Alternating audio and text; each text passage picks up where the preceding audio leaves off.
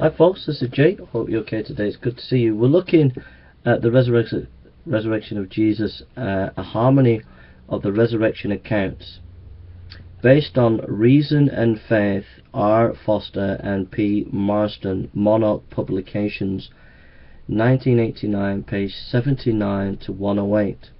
The resurrection of Jesus, a harmony of the resurrection accounts based upon the outline given in Reason and Faith, R. Foster and P. M. Marston, Monarch Publications, 1989, page 79, 108. And I want to bring up two issues. First of all, in the resurrection accounts, we read on page 5 of this article, that the Gospels, when they're putting the material together, some will use incompleteness sometimes. So, incompleteness in reporting the presence of characters. For example, in John 19:25, Mary Magdalene, Salome, and Mary the wife of Cleopas are reported as being at the foot of the cross. However, only Mary Magdalene is mentioned as going to the tomb early on the Sunday morning. However, John hardly expected his readers to assume that a young woman was wandering around alone in the dark city streets. And when she arrived back from the tomb, her words were, "They have taken the Lord from the tomb, and we don't know where they have put him." John 22. Her plural indicates that she had companions with her, but John has neglected to mention them. Luke also shows that this practice, where in Luke 24:12 he names only Peter as going to the tomb, but in Luke 24:24 refers to some who went there. It's clear that from the point of view of the gospel writers, mentioning one name only does not preclude others being present.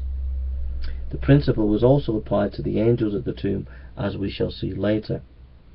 Second, telescoping. For example, Luke clearly exhibits this principle. If we just read Luke's account of the resurrection, one would get the impression that all Jesus' appearances and his ascension took place in just one day. Yet in Acts, which was also written by Luke, he clearly states that the event stretched over 40 days. In his Gospel, he telescopes events in order to bring out a particular perspective. Matthew also uses telescoping, especially in the events surrounding the angels' initial descent and later conversation with the woman. Telescoping is not at all uncommon in historical reporting.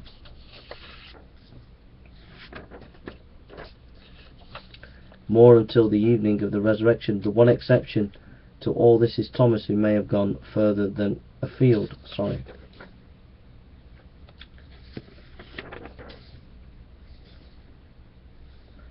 These disciples are mentioned no more until the evening of the resurrection. The one example to all this is Thomas, who may have gone further. So those are just two issues about harmonizing the resurrection accounts. That's the title. If you want to read, you